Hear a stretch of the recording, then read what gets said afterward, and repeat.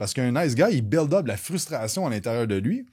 Fait qu'il va utiliser ces choses-là pour complètement effacer son esprit au plus profond de l'ADN humain. On est là pour procréer et évoluer. Ouais. Ça veut dire que la femme veut un homme qui est capable de protéger Ouais. la tribu, qui est capable d'être un leader, qui est capable de protéger ses enfants puis de procréer. Chris, je te paye tant par année, je te donne des heures garanties, des vacances illimitées. Nous autres, dans ce temps-là, c'était vacances illimitées, comme tout. Puis tabarnak, tu viens chialer. Ouais. Mais c'est qui le problème? Ouais. C'est moi, esti, le problème. C'est pas Ouais. eux autres, parce que ma communication était pas efficace, parce que je disais pas les vraies affaires, j'évitais le conflit.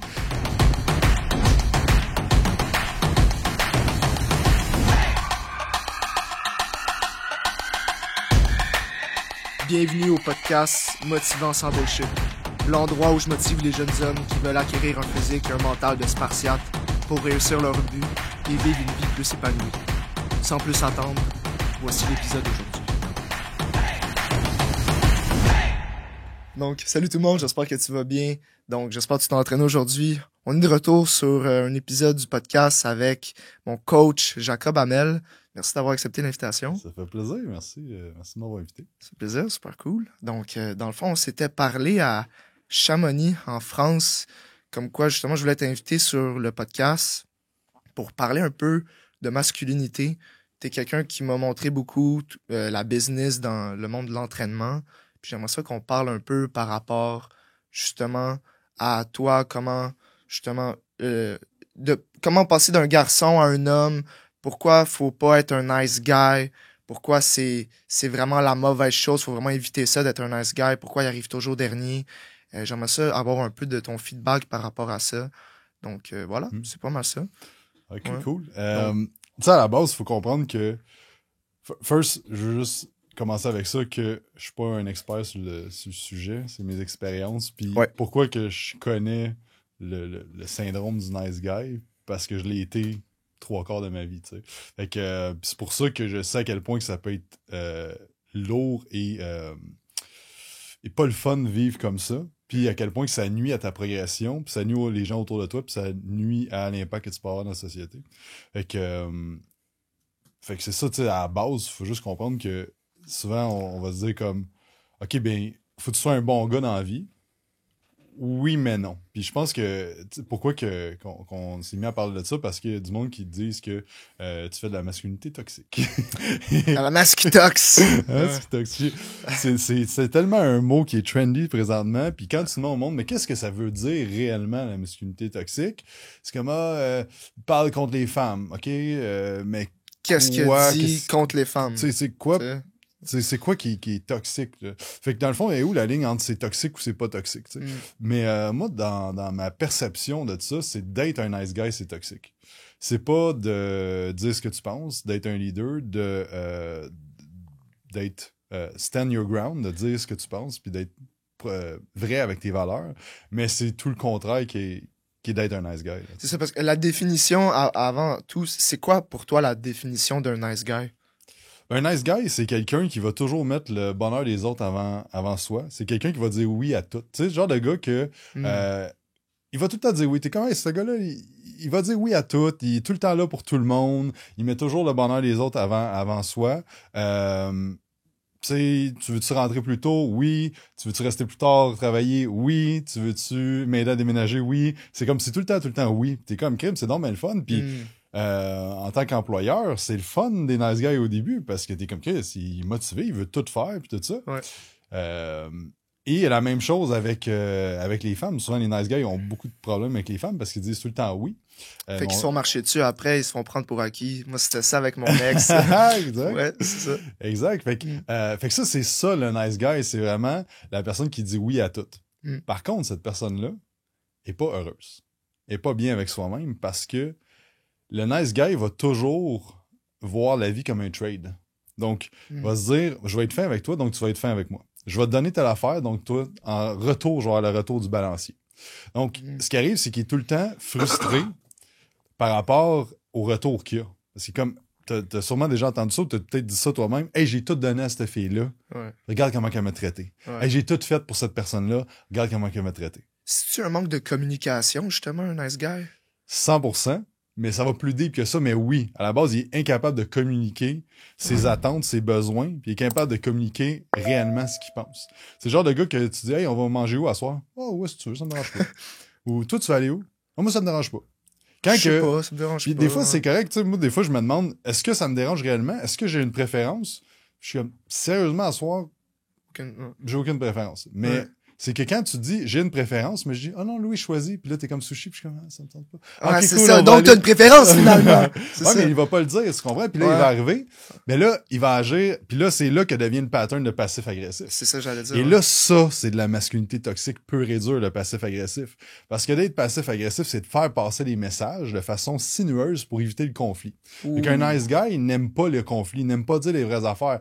Le nice guy veut se faire aimer de tout le monde. Moi, j'étais exactement de même, puis c'est les 5 dernières années que j'ai travaillé ça. Wow. Mais jusqu'à 25 ans, je suis convaincu que tu demandais à n'importe qui s'il me trouvait smart, puis tout le monde me trouvait smart. Parce que j'étais le nice guy pur et dur. Puis à cette heure, j'ai fait beaucoup de travail sur moi de ce côté-là. Puis à cette heure, il y a plein de monde qui me déteste, mais j'ai jamais été aussi heureux puis en paix avec moi-même. Right? Donc, puis à ce moment-là, je me disais, je m'en crisse que ce que le monde pense, mais c'était pas vrai. Puis à cette heure, ben, je pense juste plus à ça, genre. Parce que réellement, ça me dérange plus, tu sais. Ouais. Donc, t'as une paix d'esprit. Quand t'es plus un nice guy, t'es en paix d'esprit avec toi-même. Puis tu me dis, c'est ça, avant, les gens, tout le monde te trouvait smart, peu importe. Puis là, maintenant, depuis 5 ans, tu travailles là-dessus. C'est quoi le déclic? C'est quoi qui s'est passé entre les deux pour que tu réalises que c'est problématique dans ta vie? Ben, à la base, c'est sûr au niveau des relations, puis tu sais, c'est un peu compliqué, mais vite fait, tu sais, moi, ma mère, ma vraie mère, en fait, c'est un peu compliqué ma situation, mais ben pas, il y a plein de monde que c'est compliqué, là, mais dans le fond, elle avait des problèmes mentaux quand j'étais jeune.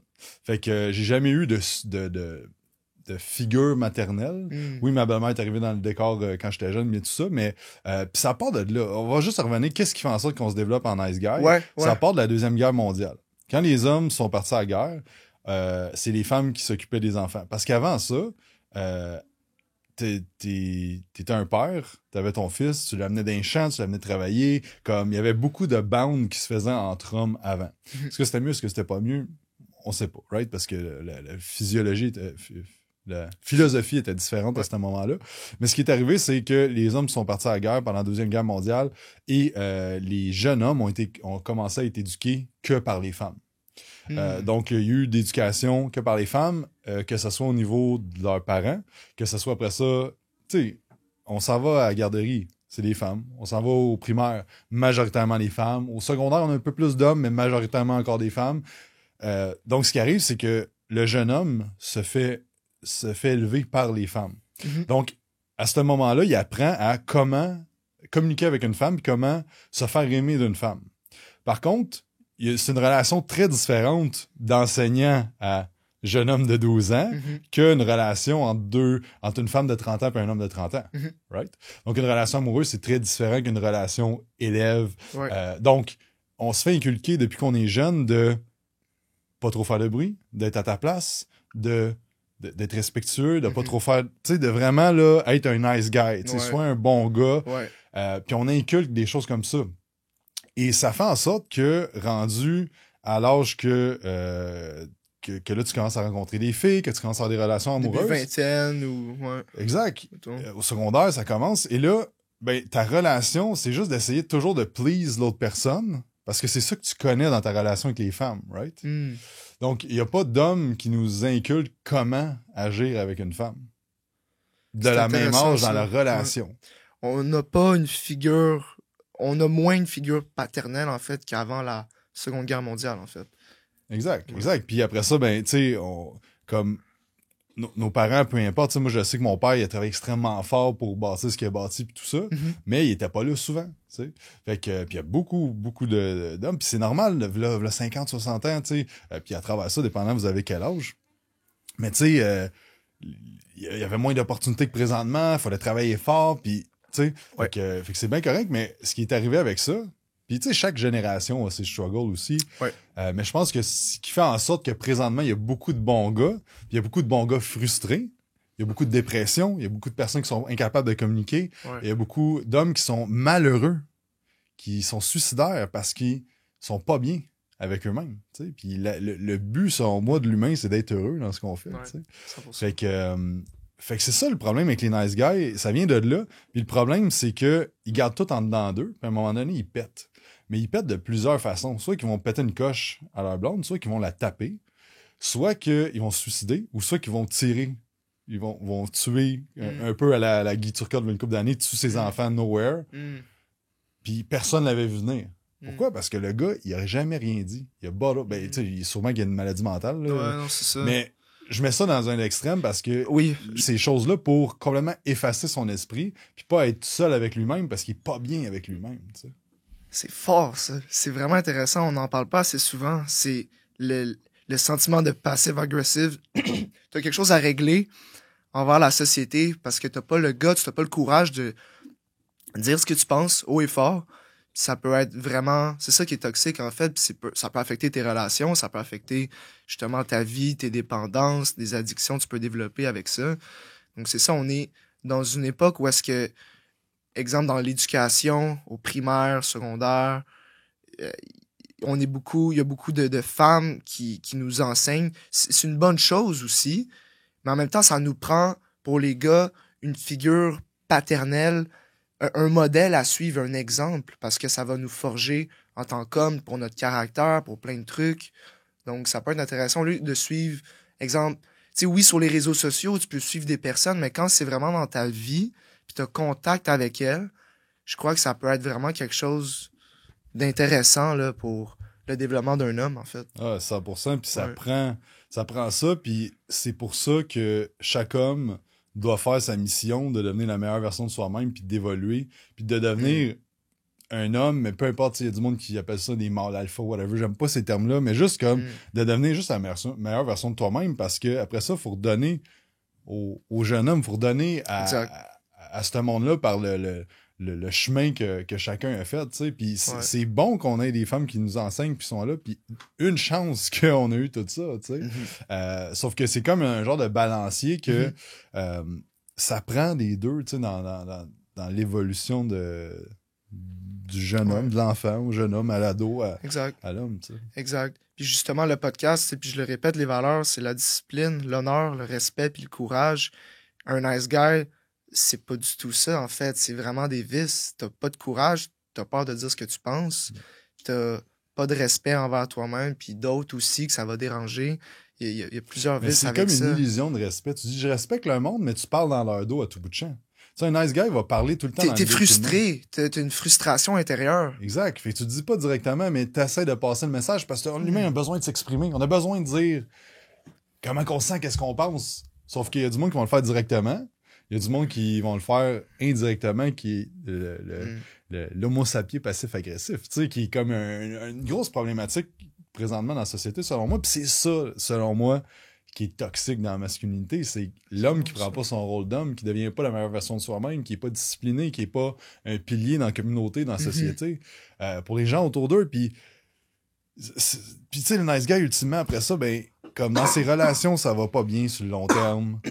Dans ses relations amoureuses, ça va pas bien. Tu sais, comme, il a pas qu'est-ce qu'il veut dans la vie, parce qu'il y a pas les guts de demander. Il y a pas les guts de se mettre en avant, de dire comme, tu sais, combien que, hey, moi, je te trouve courageux de faire des vidéos, pis tout ça, ça me tente pas, man, je suis gêné de faire ça, j'aime pas ça. Hier, à l'événement de Kevin, il était comme, hey, tu veux-tu dire de quoi, man? J'aime pas ça, mais je suis inconfortable. Moi, je suis un gars introverti pis tout ça, mais fuck, je vais le faire pareil. Right? Fait que, parce que c'est ce qui va m'amener à où est-ce que je veux m'en aller. T'sais. Fait que bref, là, je m'écarte. Mais ouais, mais c'est ça, c'est ça. Fait en gros, être un nice guy, c'est ça qui représente pas mal plus la masculinité toxique, en fait, dans un sens. Puis c'est pour ça que je me demandais, tu sais, toi, tantôt, on parlait que t'es parti de chez toi à 18 ans. Puis c'est quoi ton build-up un peu, là je sais, tu sais, là, dans les 10 dernières années ou, tu sais, de 18 à aujourd'hui, c'est qu'est-ce que tu as fait comme démarche pour justement devenir un homme, en fait, parce que je trouve ça difficile aujourd'hui. Un homme, tu sais, un gars qui veut devenir un homme, il va se faire reprocher que c'est mauvais dans un sens, puis hey, t'es pas correct. C'est quoi que t'as fait pour build ce caractère-là, cette identité-là, je me demandais. Ben, je pense pas que je suis loin d'être à mon plein potentiel, tu sais. Puis j'ai une vision claire de où ce que je vais aller dans 10 ans. Puis à tous les jours, je me dis comment je peux me rapprocher de... Qu'est-ce que je peux faire aujourd'hui pour me rapprocher de ça, tu sais. Puis il y a des jours que je me rapproche pas, d'autres jours je me rapproche plus, mais juste tantôt, j'ai commencé à raconter mon histoire vite faite, mais c'est ça, fait que moi, j'avais pas vraiment de figure maternelle quand j'étais jeune et pas tant non plus de figure paternelle, du sens que mon père travaillait beaucoup. Fait que j'ai toujours voulu aller chercher l'approbation des femmes parce que je l'ai pas vraiment eu, tu sais. Okay. J'ai pas vraiment eu d'attention, si on veut. Fait que ça m'a suivi longtemps que, après ça, c'était toujours comment je peux avoir l'attention des autres, surtout des femmes, tu sais. Puis, mais je savais jamais comment agir nécessairement parce que, tu sais, c'était comme tout le temps weird un peu dans ma vie jusqu'au secondaire, tu sais, que c'était comme... J'étais vraiment, vraiment un bon gars, là, genre... Comme, j'avais plein d'amis filles au secondaire. Ben, pas plein, mais j'avais des amis filles, pis comme... hey, j'aurais un bon gars comme toi dans ma vie, là. Qu'est-ce que ça serait bien? Que je serais bien, tu sais. Mais tu sors avec des trous de cul. C'est ça. Mais des trous de cul dans le sens que... Tu sais, c'est comme un spectrum. C'est d'un bord, t'as le nice guy toxique, pathologique. Puis de l'autre bord, t'as le trou de cul pathologique aussi. Pis exact. C'est... Les deux extrêmes sont c'est pas le bons, full ça. spectrum, puis tu veux viser quand même... entre les deux, mais un équilibre, là, juste équilibre aussi. Là. Exact, parce pas que d'être un trou de cul, mais quand même. Moi, je me dis, quand je veux dire quelque chose qui... Mettons, quand que... Ok, je veux dire quoi, Louis, que j'ai pas aimé, ben, je vais faire une introspection, me dire, ok, ben, pourquoi je me sens de même? C'est-tu de la faute à Louis? C'est-tu ma perception? C'est-tu quoi? Puis c'est quoi l'intention après ça de la communication que je vais avoir avec Louis? Puis après ça, je peux décider si ça vaut la peine d'avoir cette... Ben, pas la peine, mais si cette communication-là doit avoir, puis de la façon que je vais le communiquer. Ça, selon moi, c'est un peu un pattern que j'ai développé à me dire comme moi, j'aime pas le conflit parce que justement, je suis un bon gars en rémission. Exact. Et fait que c'est tout le temps des patterns qui reviennent, tu sais. Mais après ça, je sais que pour être bien avec moi-même, je dois dire les affaires. Mais il y a quand même un pattern que je vais faire dans ma tête avant de le dire pour qu'il y ait une intention positive quand même à travers ça. Tandis que si tu t'en vas full spectrum, trou de cul, c'est juste que tu dis tout qu'est-ce que tu penses. Sans avoir de... C'est pas mieux, là. C'est comme pas assez, là. Exact, mais c'est qu'il y a... Ça prend des capacités de communication aussi par rapport à qui t'as devant toi. Tu sais, clairement que toi, avec ton style de personnalité, je peux te dire des choses un peu plus directes. Tandis que d'autres personnes, il va falloir que je pense un peu plus comment je vais communiquer avec cette personne-là. Si comme t'es quelqu'un qui est très rationnel, très... tu sais, il y en a dans notre équipe dans notre compagnie, que je sais que quand je vais expliquer quelque chose, il faut que je sois très, très, très... rigoureux dans tout le processus. La manière dont tu approches ça, là, voici ce que je pense, puis la manière dont pour qu'elle prenne de manière constructive. Exactement. Tu sais, quelqu'un qui est plus émotionnel, ça va être une autre façon, tu sais. Fait que c'est ça. Fait que là, je vais revenir à... je suis fort à gauche, à droite. C'est bon. Mais c'est ça. Fait que dans le fond, pour répondre à ta question, tu sais, je pense pas qu'il y a un moment, mais je pense qu'il y a plusieurs moments. Puis le premier, dans le fond, c'est que je me suis lancé à mon compte en 2013. Et ça a été vraiment le moment où est-ce que j'ai dû prendre beaucoup plus de responsabilités dans ma vie au niveau de mon succès. J'avais un partner, on a ouvert un gym en 2013. Et j'étais pas meilleur en communication à ce moment-là. Puis ça a fait en sorte que les deux, on était frustrés l'un contre l'autre, mais on se parlait pas vraiment. Parce que les deux, on était des nice guys. Fait qu'ultimement, ça pétait une fois aux 6 mois. Puis là, ben, comme là, on vidait notre sac en genre passif-agressif. Puis genre, t'es de même, blablabla, au lieu de communiquer comme à tous les jours. Peut-être deux nice guys ensemble, je sais pas. Ça fait-tu des relations moins profondes, en fait, vu qu'on est comme à la surface, entre guillemets? Vu qu'on a peur de dire ce qu'on pense ou... On a peur de se challenger, de se dire les vraies affaires en face, justement, de bâtir des relations. Je suis pas un expert en relations, mais 100%, ça peut être quelque chose. 100%, puis tu sais, dans un partnership business, comme... Mais tu sais, c'était notre première expérience. J'avais 23 à ce moment-là, 23 ans. Puis j'ai appris énormément de ça. Puis un an plus tard, j'étais dans le sud avec ma blonde, que je suis encore avec aujourd'hui. Puis... Puis j'étais comme, je suis plus capable. Genre, il y a de quoi faut qu'on fasse. Je pense que je vais lui proposer d'acheter ses parts. Fait que tout ça. Puis clairement, quand je parlais, lui aussi, à réflexion. Puis il m'a acheté, mais il m'a dit, je vais t'acheter, genre, si t'es pas content. Puis je suis comme, oh shit. Ok, cool, ouais. Puis ça a été le premier step quand que je me suis retrouvé. Parce que là, j'avais toujours lui que je me disais, je pouvais mettre la faute sur lui si on réussissait pas, tu sais.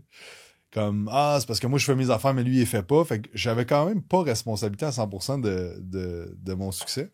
Mais quand je tombais à mon compte à 100% tout seul en 2015, c'est là que j'ai lancé Quantum. Là, cette année-là, j'ai vraiment réalisé que comme, OK, je dois évoluer en tant que personne. Ouais. Et c'est quand j'ai commencé à avoir des employés. Ça a été comme le chiffre. Le 2015 à 2017, je me suis rendu compte que first, dans ma relation avec ma blonde, on s'est rencontrés en 2012. Non. Non, 2014. 2014. Fait qu'en 2014, fait que ça faisait déjà, mettons, en 2016, ça faisait 2 ans. Puis moi, j'avais bien des patterns avec les filles. J'avais jamais eu des relations à long terme. Que justement, j'étais tout le temps le bon gars. Puis à un moment donné, ben, je pétais à un certain moment donné. Puis t'es comme, what the fuck, genre... Comme, je disais jamais qu'est-ce que j'avais à dire, puis c'était tout le temps pour please l'autre. Fait que j'étais vraiment un people pleaser, puis ben moi j'étais frustré de ça parce que j'avais jamais le retour du balancier, tu sais, parce que un bon gars va faire des actions pour avoir quelque chose en retour. Fait que exemple, t'es super fin avec ta blonde, mais t'espères coucher avec le soir, mais tu y en parles pas. Right? Fait que là, tu fais tout dans ta journée, genre, pis, hey, à soir, on va passer une belle soirée, pis tout ça, pis là, elle tombe endormie sur le sofa, pis là, t'es comme, on tabarnak. Tu sais? Fait que je pense qu'il y a peut-être du monde qui va se reconnaître dans ce genre d'histoire-là, mais tu le dis pas. Fait que là, tu build up la frustration, pis là, le lendemain, là, elle fait quoi? Pis là, qui est comme, non, t'as-tu quelque chose? Qu'est-ce qui se passe? Non, tout est bon, là. Ben là, c'est sûr que t'as quelque chose, lui, là. Non, je te dis, c'est correct, là. Laisse faire. Right? Fait que, ben, moi, j'étais vraiment de même. Fait que, à un moment donné, je voyais que dans mes relations, il y avait des patterns qui revenaient constamment depuis que j'étais jeune. Je suis comme, OK, faut que je fasse de quoi. Par 2015, j'ai engagé mon premier coach de business. Mais ce qui m'a appris, Jean-François, c'est qu'il m'a dit, tu sais, faut que tu travailles sur la personne, pas sur la business. Parce que c'est la personne qui gère la business. Et là, j'ai vraiment tombé plus dans le développement personnel à ce moment-là. Puis, poser des questions, puis d'être face à mes démons un peu, puis tout ça. Et, ton inner bitch. Ah, exact, 100%. Puis à ce moment-là, c'est ça. Puis quand j'ai commencé à avoir des employés, je me suis rendu compte que, ben, si j'étais pas clair dans ce que je disais, tu sais, fait que là, il y avait d'autres... Il fallait que je m'améliore côté communication, puis ça a été long avant que je devienne un peu meilleur. Mais c'est à ces moments-là, puis je te dirais que dans les 2-3 dernières années, je te dirais que comme la business allait bien, mais il y a de quoi quand même qui me gossait tout le temps, parce que je disais pas tout. Je disais pas comment réellement ça allait. Je disais pas aux gens des fois que... Tu sais, j'avais vraiment de la misère avec des meetings de confrontation, de dire comme, gars, ça marche pas, là, t'es en retard ou telle affaire. Toi, c'était la peur du conflit, là, c'est vraiment la peur du conflit, la peur de déplaire. Puis c'était tout le temps comme le genre de pattern de dire comme, ouais, mais c'est un bon employé, les clients l'aiment. Ouais, mais il arrive tout le temps en retard, mettons, où il y a tout le temps des affaires que, comme, moi, c'est pas à hauteur de mes standards, mais je vivais à un certain standard, mais j'ai tout le temps été très demandant envers moi-même, mais je laissais le monde être en bas de ces standards-là, tu sais. Puis graduellement, Bedros, mon mentor aussi, on a parlé beaucoup de ça, de genre, le monde doit œuvrer à tes standards. Toi, tu tolères pas de la médiocrité pour toi, laisse pas les gens autour de toi tolérer la médiocrité, puis ça, c'est la différence entre être bon puis gentil. Quand t'es bon pour les autres, tu vis à des standards élevés, puis t'élèves le monde à tes standards. On ne tolère pas de médiocrité dans notre compagnie. Ça veut dire qu'il n'y a pas de retard de tolérer, il n'y a pas de 80% de tolérer. C'est du 100% d'implication tout le temps. C'est ça nos standards. L'affaire qui arrivait, c'est que j'avais des standards dans le même, j'avais des gens avec des standards très élevés, mais j'avais des gens avec des standards plus bas. Puis c'est correct. Right? Par rapport à ce qu'on voulait. C'est toujours par rapport à mes standards à moi qui sont la performance, évolution, l'excellence. Exact. Selon la culture d'entreprise, tu détermines un peu c'est quoi ton... c'est 100% performance, go, soit all-in ou tu l'es pas. Exact. C'est vraiment la culture pour pas tolérer la médiocrité, là, en fait. Exact. Puis il y en a comme, il y a un de mes amis, Phil, une de ses valeurs d'entreprise, c'est le plaisir.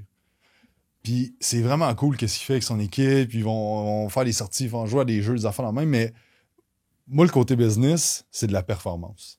Fait que mettons, moi, le plaisir, c'est pas quelque chose qui est haut dans ma priorité d'affaires. J'aime ça, avoir du plaisir, puis ça, tout ça, mais surtout dans le job, c'est pas de quoi. Fait que si quelqu'un ne fit pas dans cette culture-là, Ouais. il va être malheureux, tu sais. Puis c'est pas parce que c'est une mauvaise personne, un mauvais employé, loin de là, c'est juste qu'il ne fit pas dans la culture que moi, je voulais.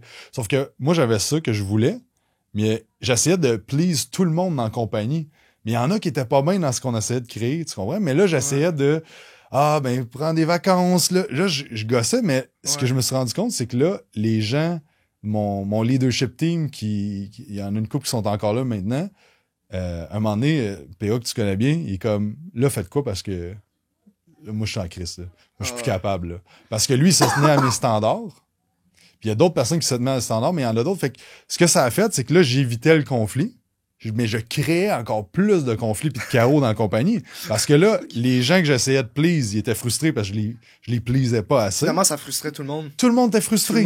Tout le monde était frustré. Puis moi, j'étais frustré parce que j'étais comme, hey, je bâtis une business pour aider le monde, pour offrir de la job à tout le monde. Puis là, c'était la même affaire. Chris, je te paye tant par année, je te donne des heures garanties, des vacances illimitées. Nous autres, dans ce temps-là, c'était vacances illimitées, comme tout. Puis tabarnak, tu viens chialer. Mais c'est qui le problème?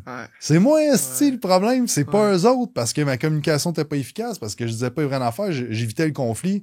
Je voulais pas dire... Fait que c'est vraiment, là, dans les 2-3 dernières années, là, puis c'est vraiment à gérer du monde que je me suis rendu compte que moi, ça a été mon gros downfall, puis ça a fait en sorte que je me disais, si j'aurais catché ça avant, je serais tellement plus loin au niveau de ces business-là, mais... En même temps, je veux dire, se poser ça comme question, ça sert à rien. Si j'avais compris ça plus tôt, je serais pas là. On fait tous nos erreurs dans un sens. Exact, c'est sûr, travailler avec des humains, c'est challengeant. Donc, tu veux travailler sur ton propre humain, si je peux dire ça comme ça, pour travailler avec d'autres humains. Exactement, aussi. Exact. Fait que je te dirais, c'est vraiment ça comme les étapes, tu sais, relationnelles avec ma blonde. Après ça, quand je suis tombé à mon compte avec mon partner, quand je suis tombé tout seul, puis après ça, quand j'ai commencé à avoir des employés, c'est comme toutes des étapes. Puis tu sais, là, présentement, on a des leaders à l'intérieur de l'entreprise qui gèrent. Et là, ben, c'est un autre challenge aussi parce que, comme là, je parle avec des leaders qui parlent avec les coachs, qui parlent avec les clients. Là, il y a une hiérarchie que la communication doit vraiment être plus efficace, que justement, il faut dire tout le temps les affaires puis adresser les conflits, tu sais, on a fait puis j'aime pas plus ça à cette heure. C'est ça qui arrive, mais je le fais pareil. Parce que je sais que c'est ça qui est bon à faire, même si j'ai l'impression de pas être gentil. T'sais. Mais je pense que le fait d'améliorer sa communication, c'est de dire aux gens c'est quoi tes standards. Et tu sais, attends-toi, pas tes standards, tes attentes. De déterminer, OK, écoute, moi je m'attends à ça. Comme ça, t'as moins de risque d'être déçu, t'as moins de risque de... Quand quelqu'un fait telle affaire, ben tu vas pas être passif-agressif parce qu'il sait, la personne, que c'était pas ça tes attentes. Donc, encore là, c'est ça. Je trouve que le nice guy, on parle beaucoup de communication ici. 100%. Ouais. Puis, tu sais, c'est d'aller vers le conflit. Puis le conflit, c'est souvent vu comme pas bon. En fait, c'est très, très bon, le conflit. Parce que le conflit fait en sorte... Ça t'amène à une autre étape dans la relation.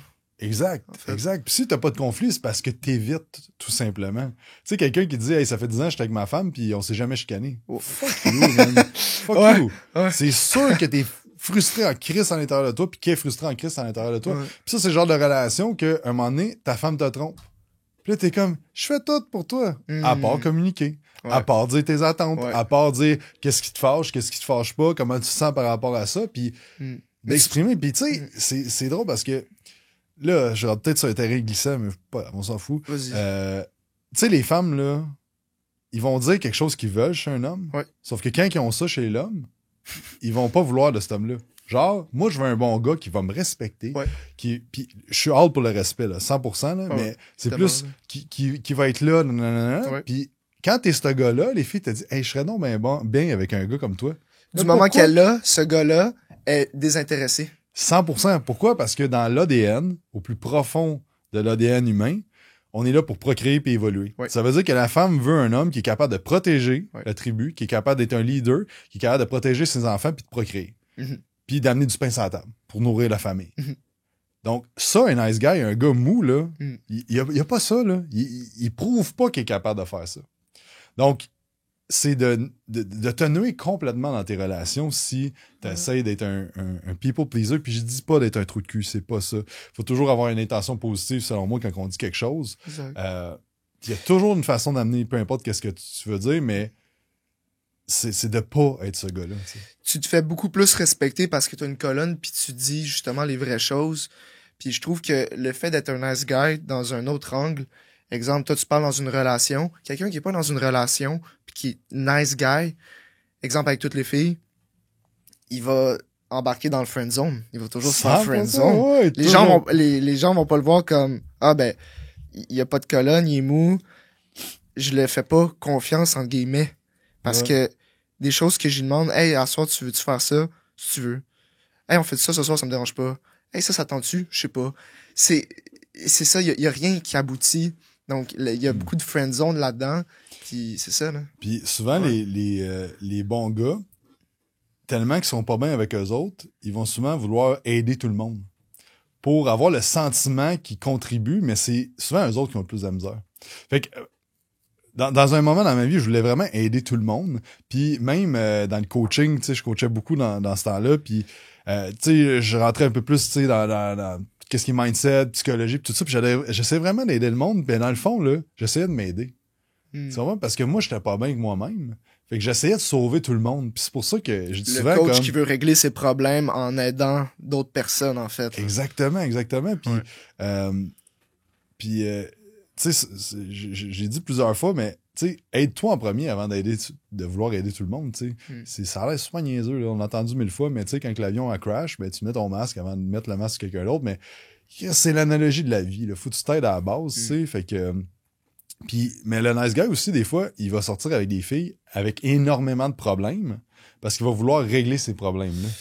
Fait que là, il va tomber dans la relation. Tu veux pas être un sauveur, tu veux pas être le héros puis tout sauver. La relation sauveur, le paradigme de sauveur-sauvé, c'est une des pires, je me souviens plus du terme, là, systémique relationnel, qui est un lose-lose ultimement. Parce que le sauvé va toujours tomber dans la victimisation, puis le sauveur va toujours tomber dans la résolution de problèmes. Puis là, on crée une mécanique qui est comme...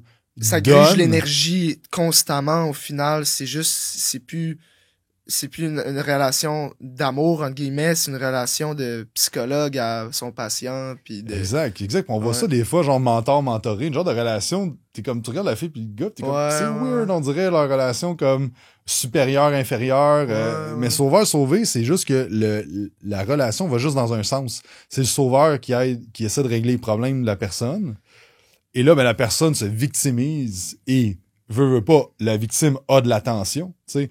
Puis en 2022, on donne beaucoup d'attention aux victimes, right? Il y a des victimes, je comprends, victimes d'agression sexuelle, victimes de plein d'affaires. Je suis all-in pour qu'on parle de ces affaires-là, c'est important. Ouais. Mais, tu sais, t'as vu le vidéo du jeune qui broye parce qu'il travaille 8 heures la fin de semaine, là? Je sais pas si t'as vu passer. Je sais pas, écoute. C'est malade. Es-tu vraiment un gars qui... Un jeune, il broye, genre, mais j'ai pas écouté la vidéo. J'ai travaillé 8 heures cette semaine. Non, mais genre, un samedi, mon boss m'oublie de rentrer 8 heures puis j'étais à l'école. En tout cas, bref. Ça me fait bien rire, cette affaire-là, mais... Puis tu te dis, aïe, man, ça va être ça les leaders de la société dans 20 ans, là. Ouf, ok. Mais, je sais plus, je voulais m'en aller avec ça. On parlait de friend zone, de se faire marcher dessus, de relation psychologue. Exact. Fait que, tu sais, la relation sauveur-sauvé, c'est juste négatif pour tout le monde. Ben, c'est ça, la victime se victimise de plus en plus, a de l'attention de cette façon-là. Le sauveur se sent important. Parce qu'un sauveur, un nice guy, il a un gros ego. Right? Il a besoin il a pas de confiance en lui, fait qu'il a un gros ego. Dire, moi, je connais mes affaires, moi, je t'aime mes affaires, moi, je n'ai pas de problème, moi, tout va bien. Tout va bien tout le temps. Quand tu dis, hey, comment ça va? Moi, tout va bien. Tout va bien. Il n'y a jamais aucun problème. Il n'y a jamais rien qui veut dire. Mais il y a un énorme ego, il y a une énorme carapace parce qu'en dedans de lui, il se sent vide. Il sent que il dit jamais ce qu'il y a. Il y a jamais aussi, il réalise jamais qu'est-ce qu'il veut réellement réaliser. Ses rêves, ses relations, il est tout le temps déçu un peu de ce qui se passe, tu sais. Fait que lui, quand il tombe en mode résolution de problème, d'aide, là, il se sent valorisé parce que, hey, j'ai un sens à ma vie parce que j'aide cette personne-là. Mais dans une relation de couple ou même une relation amicale, c'est pas un win-win. Puis une relation saine, c'est tout le temps une relation qui va avoir un échange, qui va être victorieux pour chacun. Victorieux, win-win. Mais, tu sais, qui va, comme, toi, tu gagnes quelque chose de ce podcast-là, puis moi, je gagne quelque chose, Dom, il gagne quelque chose. Tout le monde est win-win, on a une relation win-win ici, tu sais. Fait que ça, c'est des belles relations qui vont amener loin. Une relation qui a tout le temps comme un gagnant et un perdant, c'est voué à l'échec, tout simplement. Puis souvent, le nice guy va tomber dans ces relations-là. Puis moi, c'était exactement ça. Avant, c'était tout le temps des filles avec énormément de problèmes que là, je me sentais valorisé parce que j'ai aidé cette personne-là. Puis là, elle me crissait là après comme 6 mois. Puis j'étais comme, ouais, non, vas-y, j'ai tout fait pour toi. Non, puis, c'est ça. fait que, pour vrai, je veux dire, je pense que c'est vraiment un épisode. S'il y a des gars je pense qu'il y a des gars qui se reconnaissent. En tout cas, moi, je me reconnais parce que, en tout cas, surtout avant avec mon ex, c'était ça. J'étais vraiment le nice guy comme t'as parlé. C'était vraiment ça. Puis justement, c'est de travailler sur nous, mais vu que ça fait partie de nous, ben, il faut toujours y travailler parce que ça peut revenir. On pense que c'est réglé, mais ça peut revenir. Donc, toujours avoir ce self-reflection-là, de toujours faire attention à ça, de checker, entre guillemets. Ouais, 100%. Puis, tu sais, si tu le sais que t'es comme ça va tout le temps revenir. C'est comme, c'est comme quelqu'un qui est addict à n'importe quelle addiction, tu sais, mais à boisson, tu sais, t'es tout le temps addict à la boisson. Même si tu bois plus depuis 5 ans, t'es quand même un alcoolique. Parce que c'est une problématique chez toi. Tu peux pas juste prendre un verre, tu vas virer une brosse, tu sais. Fait que c'est quelque chose qui revient si tu te laisses aller. Comme un addict à toutes les drogues, s'il se laisse aller, il va retourner dans ses patterns, tu sais, il doit se contrôler, puis c'est là d'être discipliné, c'est là d'être honnête envers toi-même, c'est là de te respecter, c'est là d'avoir des principes de vie, d'avoir une ligne directrice dans ce que je fais, ce que je fais pas, tu sais. Puis c'est pour ça que je trouve ça super bon ce que tu fais, parce que c'est des choses qui doivent être parlées, puis qui sont tellement tabous en 2022, puis de la prochaine année, tu sais, c'est comme, tout est tabou au niveau de la masculinité. C'est quoi un homme, c'est quoi une femme, c'est quoi qu'ils ont le droit de dire, puis après ça, on prend la liberté d'expression. Bullshit! La liberté d'expression, sérieusement. Là, c'est ça, tu dis, on est libre de dire ce qu'on veut, ok? Tu parles de masculinité. Ah, non, t'as pas le droit, ça c'est toxique. Ben, on vient de parler comme quoi, justement, la liberté d'expression, ça existe. Ouais, non, mais ça, en fait, c'est condescendant. Qu'est-ce qui est condescendant? Je sais pas si t'as vu le documentaire What is a Woman? Non. Ok, c'est intéressant, ça. C'est juste, tu peux t'auto-proclamer, entre guillemets, une femme. Il y a un gars qui interviewe des personnes. C'est quoi une femme? Puis, il y en a qui ont de la misère à répondre. C'est spécial, pour vrai. Mais tu sais, ultimement, genre, tu sais, peu importe ce que tu fais, faut juste que tu sois heureux, mais faut que tu le fasses pour toi-même. Mais je pense que ce qui arrive avec les modes comme ça, tu sais, que ça soit, mettons, on remonte une couple d'années, mettons les filles qui se font refaire les seins. Tu sais, comme, il y en a qui le font parce qu'ils veulent réellement ça, puis il y en a qui le font parce qu'ils veulent plus d'attention. Le bodybuilding, c'est la même affaire. Moi, je viens de background bodybuilding. Il y a du monde qui font ça parce qu'ils trippent sur le bodybuilding au plus profond de leur âme. Moi, quand j'ai commencé à m'entraîner, là, j'avais des posters de Ronnie Coleman partout. Tu rentrais dans ma chambre, t'es comme, Chris, c'est-tu gay, le gars, là? Mais je tripais sur le bodybuilding. Tu sais, comme, j'en mangeais du bodybuilding, j'achetais des revues, je faisais juste ça. Fait que le bodybuilding, ça a tout le temps été une passion en dedans de moi. Puis c'est plus qu'un gars en chess en maillot, tu sais. C'est vraiment comme la discipline de tout ça. Justement, pour ceux qui connaissent un peu moins ton histoire, toi, parce que tu jouais au football, au secondaire, puis t'as eu un moment avec toi-même que t'as réalisé que, Colin, je me rappelle plus, t'étais quoi, 135 livres? Ouais, exact. 135, je mesure 6 pieds 1. Puis, c'est quoi qui s'est passé, justement, le test? Ouais, c'est ça. J'ai été faire des tests de foot pour la NCAA. Ils venaient à Montréal, tu sais. Fait qu'il y avait plein de joueurs de partout au Québec. NCAA, c'est fort, là. Ouais, fait que... Puis c'est ça. Puis, tu sais, il y a des tests de bench press. Puis moi, j'ai jamais fait de bench. Je pesais 135 livres. J'avais des bonnes mains, mais tu sais, je me faisais tout le temps... Ça commençait, mettons, au secondaire 5, je commençais à me faire brasser pas mal sur le terrain parce que, comme, j'étais pas dominant physiquement. T'étais quelle position? Wide receiver.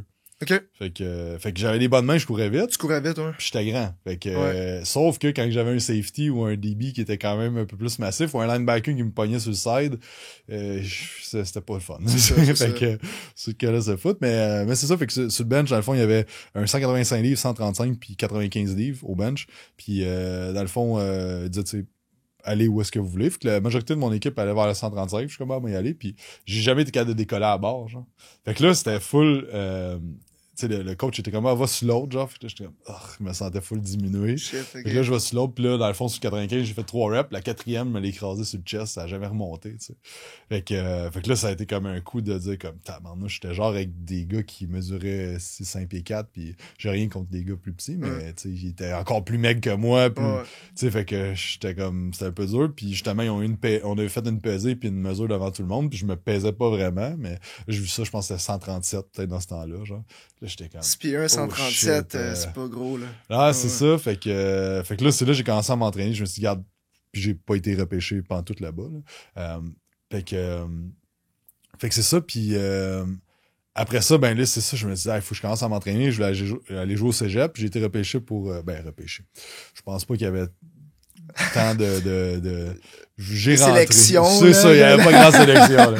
Mais j'ai rentré pour Sainte-Thérèse et j'étais pas partant là, du tout, mais j'ai quand même fait l'équipe, comme les camps et tout ça, puis à la fin, je me suis blessé, mais tu sais, c'était vraiment, je me faisais trop brasser. Là. Je me suis blessé, mais c'était un peu de l'auto-sabotage aussi, que j'étais comme, je me souviens dans le temps, je disais que je m'étais blessé, mais j'aurais pu continuer, mais j'ai abandonné à ce moment-là parce que j'étais... Tu sais, même là, je pesais peut-être 180, mais comme c'était trop. Là. Il était trop fort, les gars, ils étaient trop gros, puis tout ça. Puis c'est là que j'ai découvert le bodybuilding, puis c'est là que j'ai vraiment tombé en amour avec ça, que tu la discipline, puis c'est soi-même envers soi-même. Puis moi, c'est ça que j'ai aimé. L'amour de soi.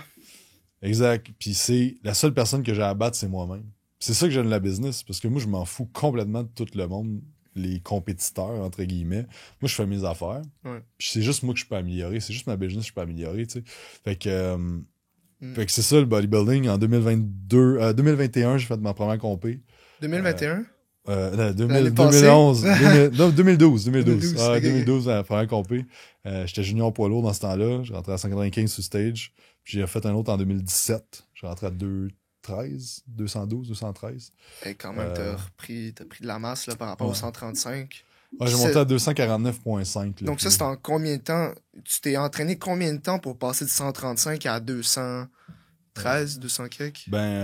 Ça a pris comme 6 ans? Ça a pris 10 ans peut-être. 10 ans. Mettons, mon top, là, c'est 249,5 off-season. Fait que ça, c'est comme 100, un petit peu plus que 110 livres. Ça a pris... 110 livres. 100 livres? 100, non, plus que ça. Ouais, 100... plus que Bref, ça, whatever, ouais. vous ferez le calcul. Mais ça a pris comme 10-12 ans, peut-être. C'est ça. Donc, les gens qui, en quelques mois, là, ils n'ont pas de résultats, prenez votre temps. Parce que ça prend du temps à avoir des vrais résultats. Ouais. Donc, fait que, c'est bon. Fait que c'est ça mon petite histoire du bodybuilding. Je sais pas pourquoi que... Je trouve ça intéressant juste par rapport au fait qu'il y en a qui veulent combler une espèce de manque de confiance, un manque de quelque chose, combler un besoin, si on veut, d'attention. Exact, ouais, c'est ça. Puis, ok, c'est ça, je voulais amener que, dans le fond, tu sais, il y a du monde qui font le bodybuilding pour la passion du bodybuilding, mais il y en a qui le font pour l'attention que ça va amener. Parce que veux pas, quand t'es massif dans un gym, tu te dis, hey, toutes les filles vont venir me voir, c'est pas vrai, c'est juste les gars qui viennent te voir, tu dis, hey, Chris, bro, t'es rendu massif. mais ça, c'est la première affaire, mais, tu sais, c'est que si tu le fais pas pour les bonnes raisons, tu vas tout le temps être malheureux. Fait que je me demande présentement, tu sais, ce qui m'inquiète un peu avec ce qui se passe, c'est qu'est-ce que je suis 100% d'accord qu'il y a des gens qui sentent qu'ils sont plus des femmes que des hommes. Tu sais, je m'intéresse pas tant à ça, mais moi, le problème avec ça, c'est la mode. C'est est-ce qu'il y a du monde qui vont faire ça, puis qui vont se rendre compte, en fin de compte, qu'ils sont pas nécessairement plus heureux à cause du changement qu'ils ont fait. Un peu comme des femmes qui se font poser des seins, qui se rendent compte après ça que c'est comme... C'était ça la pression de la société qui m'a fait faire ça? Je suis vraiment bien avec ça? Même affaire avec le bodybuilding. C'est comme, tu fais tous les sacrifices du bodybuilding, puis il y en a bien, j'en ai coaché pendant des années, du monde dans le bodybuilding, puis tu sais, j'ai déjà eu des conversations avec le monde, c'est comme, pour vrai, j'aime pas ça, faire du bodybuilding. Je l'ai fait, puis ça m'a pas, j'ai pas trippé. J'ai aimé le processus, mais comme, je pensais que ça allait être plus, puis je me rends compte que dans le fond, c'est parce que j'en vois plein sur Instagram, puis je me suis dit que j'allais faire ça, mais... je me sens pas complet, tu sais. Ça règle une espèce de problème à court terme que tu penses que du moment que je vais être musclé, ben je vais avoir la meilleure confiance, que tout va être réglé en tant que tel. Exact. Mais il y a d'autres choses que tu as réglées aussi. Là, oui. Puis, tu sais, l'argent, c'est la même affaire. Ah, mec, que je fasse 100 000 par année, il m'a donc être bien. Mais que je fasse 1 million. Ah, là, 1 million. Hey, là, Chris, il n'y aurait plus de problème. T'arrives à 1 million, puis t'as d'autres objectifs, t'as d'autres trucs, t'as toujours... Ouais, puis l'affaire, c'est que les problèmes la shape règle les problèmes de shape. L'argent règle les problèmes d'argent, mais ça règle pas tous tes problèmes. Les problèmes d'estime de soi, comme ça n'a pas rapport avec la shape, ça n'a pas rapport avec l'argent, ça n'a rien rapport. Au contraire, même si tu dis « Hey, mais que j'ai de l'argent, moi donc avoir la confiance en moi, le monde va me respecter. Mais que je sois en shape, le monde va me respecter. » Ça change fuck all. Tu sais, ça change rien. Fait que c'est juste ça au niveau de la société présentement. Puis je me pose plus de questions parce que ma blonde va accoucher dans 6 semaines. Oh yeah! Fait que là, je suis comme, hey, c'est toutes des affaires, des conversations qu'il va falloir que j'aille, des choses, il faut que je pense de comme, tu sais, je suis all-in avec, tu peux être ce que tu veux dans la vie, autant au niveau de ta carrière, autant au niveau de ton sexe, dans le fond, je n'ai rien à battre de ce que tu fais. Juste de t'assurer que c'est vraiment ça que tu veux, puis que c'est pas une pression de société. Tu sais, un peu comme la mode, un peu comme tout, qu'on a. Tu sais, même si tu dis j'ai pas de pression de société, on en a toute une, tu sais, parce qu'on veut se faire accepter, on veut être respecté, on veut se faire aimer, tu sais, c'est la nature humaine, tu sais. Fait que, parce que dans notre ADN, si on se fait rejeter, tu sais, on est encore des hommes de caverne, il y a rien qui a changé à l'intérieur de nous, fait que si on se fait rejeter, c'est comme si notre tribu d'hommes de caverne, on se fait rejeter de la tribu, mais tu meurs si tu te fais rejeter de la tribu. Fait qu'on veut se faire accepter du groupe. Fait que, bref, c'est un peu ça, je pense, qui est à penser présentement de, tu sais, c'est quoi la masculinité? C'est quoi être une femme? C'est quoi être un homme? C'est quoi être bien que soi-même? C'est quoi être heureux? Tu sais, je pense que c'est des sujets, faut se poser des vraies questions. Là, exact. Puis c'est ça qui est toxique d'être un nice guy. Puis tu nuis à la société et à toi-même d'être un nice guy, en fait. Ça a plus de répercussions, tu penses. Tu nuis à ta blonde, à tes amis, tu nuis à toi-même, tu nuis à tout le monde si tu essaies de plaire à tout le monde. Puis, tu sais, c'est quand que tu réalises ça, puis tu te dis, regarde, on a juste une vie à vivre, là. Comme, la seule affaire qui est vraie dans la vie, c'est qu'on va mourir, right? Fait que si tu te dis, hey, je suis en train de passer à côté de ce que je veux réellement faire dans la vie, de vraiment mon plein potentiel. Puis moi, j'aime la phrase d'Ed Milet qui dit, tu sais, puis que tu sois croyant ou pas, c'est juste le concept, là. Tu sais, il dit, moi, dans le fond, à la fin de ma vie, je pense que je vais arriver aux portes du paradis, qu'il va y avoir Dieu, puis qu'il va y avoir à côté de lui une personne. Puis cette personne-là, c'est la meilleure version de moi-même. C'est mon plein potentiel sur pourquoi j'ai été envoyé sur la Terre, ça va être la version ultime. Puis la pire affaire qui peut m'arriver, c'est que je rencontre cette personne-là puis que je sois une personne complètement différente. Fait que si tu pars en disant comment je peux devenir tout le temps la meilleure version de moi-même, pour moi, pour les gens qui m'entourent, pour la société, pour mes enfants, pour tout, tu sais, je pense que c'est ça notre devoir en tant qu'homme, mais en tant que personne sur la Terre, de rendre ça meilleur puis d'améliorer les choses. 100%. Puis je trouve ça résume bien tout ça, là. Je trouve que arrête d'être un nice guy si tu veux avoir de l'impact dans la société, si tu veux te rapprocher de la plus forte et meilleure version de toi-même. C'est important d'éliminer ton inner bitch, puis d'être courageux, d'être honnête envers toi-même, de savoir communiquer, de pas avoir peur de te challenger, de dire les vraies choses. C'est comme ça que les gens vont te respecter. Tu vas arrêter de te faire marcher dessus, d'être mou, d'être soft, t'as pas de colonne. Les gens te prennent pour acquis. Donc, ça prend du temps.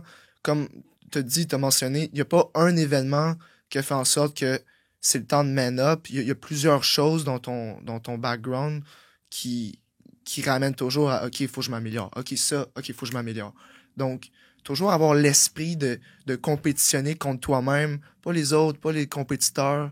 Sois toi-même. Puis aie pas peur d'être toi-même parce que je trouve que c'est un défi dans la société. Les gens ont peur d'être nous-mêmes. Tu mettons à la conférence, là, il y a 2 semaines que j'ai faite, j'étais à un moment donné sur la scène, j'étais couché comme une sirène. J'étais comme, est-ce qu'il y en a que ça dérange que je fasse ça? Non.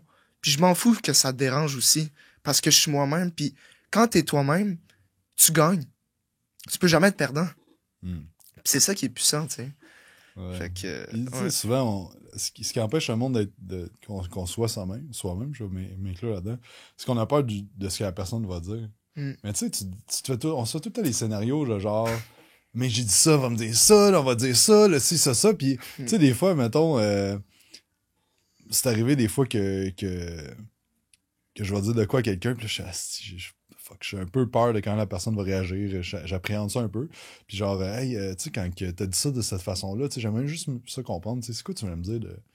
Ah, ben mon Dieu, c'était rien de particulier, c'était juste ça de même. Genre. On se fait des histoires, on fait des build-up dans notre tête des fois. Exact. Fait que là, je t'en crise après la personne, dans le fond, parce que la personne a dit quelque chose que c'est pas nécessaire. J'ai mal perçu, tu sais. Fait que là, en clarifiant, je suis comme, ah, ben dans le fond, c'est juste ça. Ah, ben... Puis là, la relation, elle continue d'évoluer plutôt que Mm. d'avoir une frustration puis que ça revienne dans 1 an plus tard, puis tu sais, l'autre jour, lui, là, l'année passée, quand tu m'as dit ça, là, j'ai crissement pas aimé ça, puis là, wow, là, tabarnak, puis là, ça build up, Que puis je me là, rappelais plus. c'est ça, ben là, il y a des frustrations Ouais. des deux bords, parce que là, t'accuses d'autres personnes, Ouais. tout ça, fait que c'est pour ça que je pense que, comme moi, ce qui m'a le plus aidé, c'est que je me dis, genre, à ce temps, je vais dire tout qu'est-ce que je ressens, puis je pense. Tant que c'est positif. Fait que, tu sais, si je me dis, Louis, j'aime pas tes cheveux, mais c'est quoi qui est positif là-dedans? Non, mais tu sais, c'est juste là, des fois, la limite de Des fois, genre... c'est... OK, mais ça amène à quoi? C'est ça, exact. Ouais. Fait que, tu sais, de dire à quelqu'un qui est... Genre, c'est ça, tes cheveux sont laids ou que... Ils sont beaux, tes cheveux, en passant. Ah, j'ai trouvé ça beau, mes cheveux. Non, mais, tu sais, c'est juste de dire comme, maintenant, de pas aller dans l'agressivité inutile, de juste dire ce que tu penses sans Exact. qu'il y ait de fil. C'est ça qui est toxique, c'est d'être violent aussi, tu sais. Puis, Exact. Tu sais, il y a de- combien de- de cas de femmes qui se font battre? Ouais. Puis, souvent, ils vont dire, mais c'est sorti de nowhere ou c'était sinueux, c'était graduel, ça a commencé avec de la violence verbale, Ouais, après ouais, ça, ouais. c'était de la violence physique. Pourquoi que le gars, il est de même, tu penses? Il est pas bien avec lui-même. Hmm. Il est pas bien avec lui-même, il est pas heureux. Fait que, au lieu d'avoir les conversations qu'il a à avoir, peut-être avec son père, peut-être avec sa mère, peut-être un oncle qui l'a violé quand il était jeune, peut-être qu'il a besoin d'aller en thérapie pour travailler ses démons, ben, il tape sa femme à la place. Hmm. Fait que ça, après ça, la masculinité toxique, c'est de dire, hey, fucking man up, deviens un leader, prends responsabilité. C'est ça, après ça, la masculinité Ouais. toxique, tu sais. Ouais. Moi, c'est ça qui me fait flipper un Ouais. peu, puis C'est incroyable. tu sais, un peu le documentaire qu'ils ont fait sur toi, là, Urbania, là. Ah, fuck, man. Ils comprennent pas... c'est ça. Tu sais, c'est un peu ça que, genre... tu sais, Mais c'est dommage d'être perçu comme ça, en fait. Tu sais, j'ai pas de contrôle. Au final, j'ai plus de contrôle sur ça. Tu sais, ça me sert à rien d'aller écrire aux journalistes que j'ai interviewés. Au final, c'est fait. Mais c'est de voir que il y a vraiment des personnes qui... C'est tabou aujourd'hui de vouloir être un homme parce que tu te fais reprocher d'être toxique. Puis c'est ça que je veux changer avec le podcast, avec mes vidéos, de juste que les gars que j'aide puissent embrasser leur masculinité, d'être eux-mêmes, de protéger, d'être bien, fucking bien avec eux-mêmes, puis leur entourage. C'est vraiment puissant. Donc, ouais, tue ton inner bitch, OK? Va t'entraîner. Va t'entraîner. C'est cool. Merci, Jacob, d'avoir été là. Ça fait plaisir? Puis, écoute, si t'as aimé le podcast, n'hésite pas à laisser 5 étoiles. Si t'es sur YouTube, commente qu'est-ce que t'as appris du podcast, à quoi ça te fait réfléchir, tout ça. Donc, merci pour l'écoute. On se retrouve pour un prochain épisode. Donc, d'ici là, va t'entraîner.